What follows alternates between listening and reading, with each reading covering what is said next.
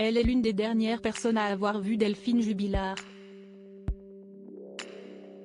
Le 15 décembre dernier, quelques heures avant que l'infirmière de 33 ans ne disparaisse subitement, Anne, une habitante de Cagnac-les-Mines, s'arrête chez elle pour prendre un café. Tandis que leurs enfants fréquentent la même école, les deux femmes nouent une belle amitié, et très vite, deviennent de véritables amies mais aussi, des confidentes l'une pour l'autre.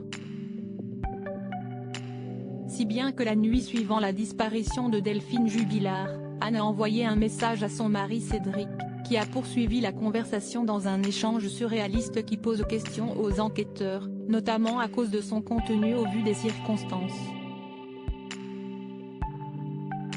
Je lui ai envoyé un message très basique, « Est-ce que vous vous êtes disputé hier soir ?» Il me répond que non, que la soirée était cool. Ensuite, il me donne des détails sexuels d'une grande vulgarité qui ne concerne que lui et Delphine.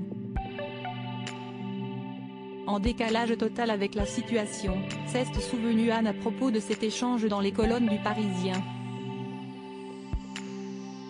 Si est notamment à elle que Cédric Jubilard confiera avoir grillé sa femme sur les réseaux sociaux, après qu'elle ait envoyé une photo d'elle à un mec. Ce dernier n'est autre que son amoureux de Montauban, rencontré quelques mois plus tôt sur internet avec qui elle projetait de s'installer.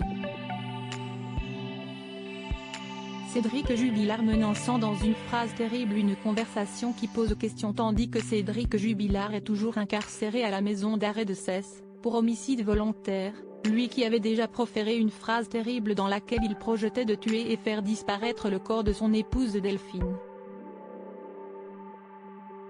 D'autant plus que le soir de la disparition de cette dernière, les enquêteurs ont remarqué que le téléphone portable de Cédric Jubilard avait été éteint plusieurs heures, avant d'être rallumé à 3h54 quelques minutes après avoir, selon ses dires, constaté que Delphine n'était plus là.